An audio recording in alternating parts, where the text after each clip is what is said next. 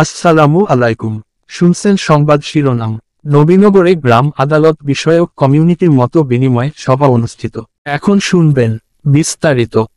বাংলাদেশ স্থানীয় সরকার, European Union এবং ইউএনডিপি এর যৌথ অর্থায়নে এবং young power in social action ইপসার বাস্তবায়নে বাংলাদেশ গ্রাম আদালত সক্রিয়করণ তৃতীয় পর্যায়ে প্রকল্পের আওতায় ব্রাহ্মণবাড়িয়া নবীনগর উপজেলার রসুল্লাবাদ ইউনিয়ন পরিষদে গতকাল মঙ্গলবার সকালে গ্রাম আদালত বিষয়ক কমিউনিটির মতো বিনিময় সভা ও ভিডিও প্রদর্শনী অনুষ্ঠিত হয়েছে।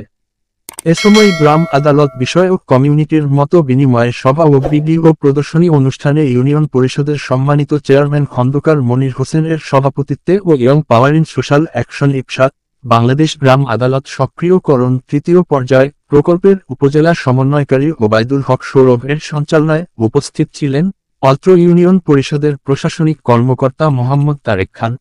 অত্র ইউনিয়ন পরিষদের সকল ওয়ার্ডের মেম্বার সহ গণ্যমান্য ব্যক্তিরা উপস্থিত ছিলেন।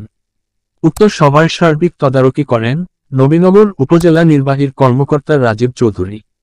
উপস্থিত বক্তারা বলেন, গ্রামাঞ্চলের ছোট ছোট দেওয়ানি ও ফৌজদারি মামলা নিষ্পত্তির জন্য ইউনিয়ন পরিষদের আওতায় যে আদালত গঠিত হয় সে আদালত হল গ্রাম আদালত। গ্রাম আদালত গ্রামাঞ্চলের সুবিধা বঞ্চিত অনগ্রসর জনগোষ্ঠীর সুবিচার পাওয়ার সুযোগ সৃষ্টি করে দেয়। গ্রাম আদালতের এখতিয়ার সম্পূর্ণ মামলা অন্য কোন আদালত গ্রহণ করতে পারে না। গ্রাম আদালতে মামলা করলে কোন আইনজীবীর প্রয়োজন হয় না, যার কারণে মামলা দীর্ঘস্থায়ী হওয়ার কোন সুযোগ নেই।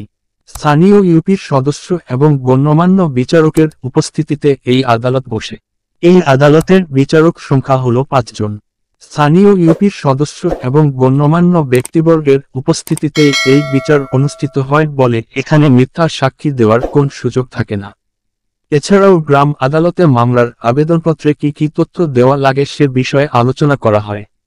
মতবিনিময় সভার পূর্বে গভীর শ্রদ্ধার সাথে স্মরণ করা হয় জুলাই আগস্টের বিবর্তনে শাহাদাত বরণকারী বাংলা মায়ের সেসব অকুতভয় সূর্য সন্তানদের, যাদের রক্ত ভেজে লাশের উপর দাঁড়িয়ে লেখা হয়েছে গণতন্ত্র পূর্ণ উদ্যানের এক নতুন ইতিহাস।